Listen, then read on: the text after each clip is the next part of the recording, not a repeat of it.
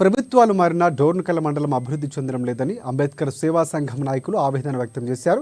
అంబేద్కర్ వర్ధంతి సందర్భంగా అంబేద్కర్ విజ్ఞాన కేంద్రం నుంచి గాంధీ సెంటర్ వరకు ర్యాలీ నిర్వహించారు.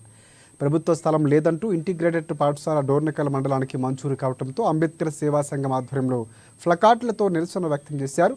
ప్రాణాలైనా అర్పించైనా డోర్నకల్ మండలానికి ఇంటిగ్రేటెడ్ పాఠశాలలు సాధిస్తామని వారు తెలిపారు. ఇప్పటికైనా పాలకులు కళ్ళు తెరవాలని, డోర్నకల్ అభివృద్ధికి సహకరించాలని కోరారు.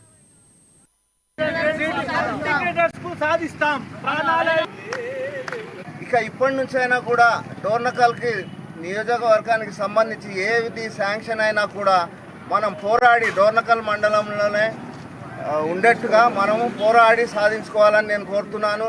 అదేవిధంగా ఎమ్మెల్యే గారి క్యాంప్ ఆఫీస్ కూడా ఇక్కడ డోర్నకల్లో ఇప్పటి వరకు లేదు.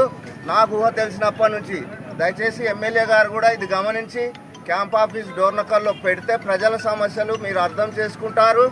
ఇటువంటి కార్యక్రమాలన్నిటి కూడా డోర్నకల్ మండల కేంద్రంలో మీరు కేటాయించే విధంగా మీరు సహకరించాలని మేము మా అంబేద్కర్ సేవా సంఘం తరఫున గట్టిగా కోరుతున్నాము. డోర్నకల్లులో అభివృద్ధి చేయాలని కంకణం కట్టుకున్నది అంబేద్కర్ సేవా సంఘము.